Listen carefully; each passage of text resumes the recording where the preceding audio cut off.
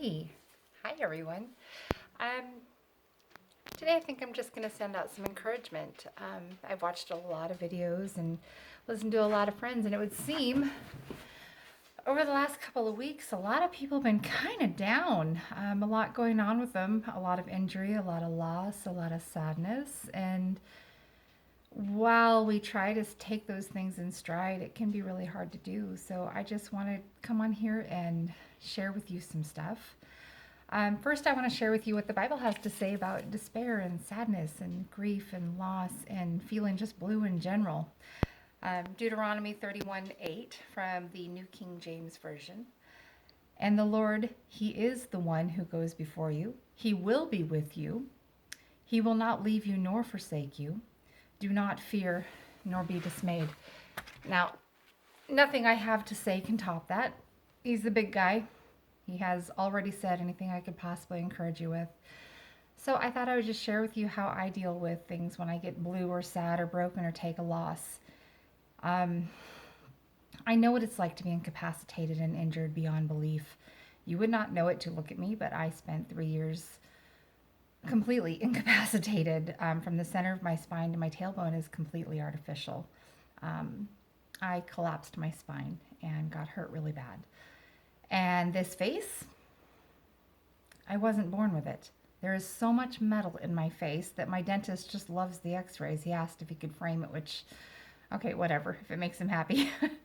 But sometimes when you're down and you feel like, okay, I can't do this anymore. I can't take pain from other people. I can't take grief from loss of this. I can't take being broken anymore. I can't take my best friend being gone or my family members not wanting anything to do with me or whatever the case. There are so many things that causes us grief, be it temporary or permanent. I would ask you to do what I do, and you have that time of where you just cry and you just get angry or you get kind of bitter about it. Okay, it's okay to have that time, but before you go to bed, change it. Because if you carry that into your sleep and you wake up the next morning, it's going to still be with you. So before you go to bed, try to change it to a positive note. Try to think of the good things. If it was loss, try to just think of the good things. Loss takes decades, sometimes even never, to get completely over. You don't get over loss. It just, I don't even think that it gets better. I think that you just get stronger and you learn how to cope with it better over time. But when you're dealing with an injury and you say have broken something or you've suddenly become incapacitated, stuck in a wheelchair, lost the ability to live part of your life normally, I think you should look for the win. Look for the win. And I know that sounds terrible and harsh and it's like, yeah, get over it. No, that's not what I'm saying. I'm saying look for the lesson. In everything, there is a lesson. Is it possible that, yeah, you got hurt, something happened to you, and maybe or maybe not it was your fault? Maybe it just happened. But it's possible that the person that is intended to help you, be it a family member, a nurse, a doctor, a care provider, that is intended to help you, maybe the lesson's for them. Maybe what's going on with you is to bless them. And when you say no to someone, I don't want your help, I can do this myself, I'm a grown person, I got this, or whatever, whatever the excuse may be. Not only are you robbing them of their chance to learn a lesson, but you are definitely stealing their blessing. When someone comes alongside you to help you, like a family member or someone, they are actually being able to bless you, and in turn, they may be learning something or maybe receiving a blessing from that. We were intended as human beings to live communally, together. We were not intended to live solely and individually. We were intended to care for each other and to love each other. And so when we're having a bad time, when things are going rough, or when you've lost something, adapt and overcome. If you can't do something anymore, find another way. Find something to replace it that brings as much joy of whatever it may be. A couple of friends have become rather seriously injured lately. One of them tried to play a guitar and his arm went numb.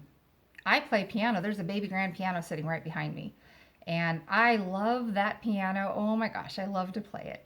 But if I suddenly couldn't do this anymore, if I couldn't play that piano, I can't even imagine how I would react. I would rather lose the use of my legs, which has happened. That's happened to me. I would rather have to go through that than to lose this. So find another way. Adapt. If you can't do something anymore, find something else that brings you as much joy. If you don't know what that is, then look, that's a great time to, okay, what else can bring me joy? What haven't I tried that I can do? Go out and try something new.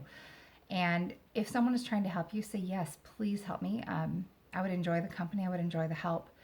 And even if you really wouldn't, it's amazing how when you're with someone and you just really don't want the help right now, how that actually evolves and you're like, wow, I'm really glad that they were there. I'm glad that they let me vent on them. I'm glad that they tolerated my poor mood. I'm glad that they proved to be a good friend or a good family member that really wanted to help me. You will discover throughout my videos that I really don't talk about my biological family that I came from. I'm an adoptee. But this year, I lost 5 family members in one shot. And it was really, really hard.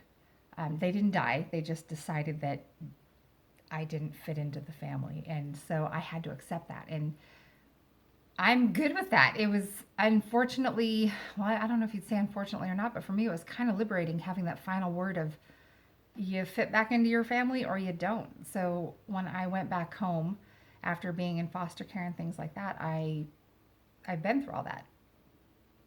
I realized that it's okay. God took me out of that equation because it wasn't a good equation for me to be in at the time. So when I look back at life and I look at all the things that I've been through, it's what I like to call tuition. Like college. I'm a college student, so everything you went through, all those horrible things, God is going to use it. I used my past, my foster care and bouncing through homes and abuse, all that crazy crap. It's whatever. I don't care. It happened and I'm over it. But it's tuition. It taught me something and it made me who I am. It helped me use all of it. And what I discovered is that God allowed me to go through that because in my adult life, I have had children come into my life who have been through the same thing. And isn't it easier to sit down and talk to someone and say, I really know what you're going through because I've been there. I did that. I know how you're feeling. So no matter what has gone on with you, if you're having a fight with a family, try really hard to reconcile that. If you've lost someone and you just need to talk, if you need counseling of any form, I really encourage you to get help from anyone. Ask anybody, whoever your right-hand man or woman is, whoever your cheer squad is, go to them and talk to them and say, I just need to talk. I need help. Don't try to face things on your own. We were never intended to be alone. We're intended to be communal. And if you have a friend that is going through something, maybe go alongside them and say, hey, I'm here. Let's talk. Let's have it out. Let's have this talk. What's going on with you? How can I help you? What can I do to make this better, even if it's temporary and in the moment right now? What can I do to make you smile? How can I make this healthier for you? And it may be nothing more than sitting there with a box of tissues and a box of cookies, or just sitting beside them silently and letting them go through what they need to go through. But if you're feeling blue, if something's going really wrong in your life, if things are not, if they're just suddenly changed and you can't change it back, I would encourage you to not look at, oh, this horrible thing that has happened. I encourage you to look for the lesson. In everything there's a lesson, whether we want to learn it or not, it's there. And whether or not that lesson is for us or for the person trying to help us, it's there. So look for that lesson and always look for the win. There is a sunny side to everything, and sometimes it's really hard to find. You've heard the expression plant a seed. So when you can't see the good that's come of something, when you can't see that good, it's possible that you planted a seed and may never know that beautiful, wonderful thing that grew from it. You may never know that. So when you're going through something you may have done, or maybe just something very simply said. Maybe it was the barista that just cheered you up, and maybe she never knew that she changed your whole outlook when she handed you that cup of coffee, or the smile from the waitress, or an attendant in the grocery store that just, hey, have a really good day. Maybe it was a little kid who ran up to you and gave you a hug just because that's what little kids do. It is amazing. But when you hug that person or you smile back to that person, not only did you let them bless you, but you're blessing them back by saying, thank you for noticing. Thank you for being kind. Thank you for telling me that to have a good day because I really wasn't in the mood to have a good day. Be a blessing to people. Go out and just, that, in fact, you have homework. Go out, find somebody, anybody, all week. Find somebody and make them laugh, make them smile. Do what you got to do to get them to laugh, even for a few minutes.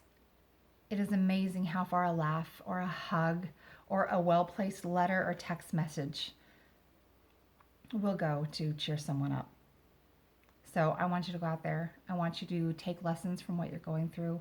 I want you to change things instead of sinking into a pity party that nobody needs.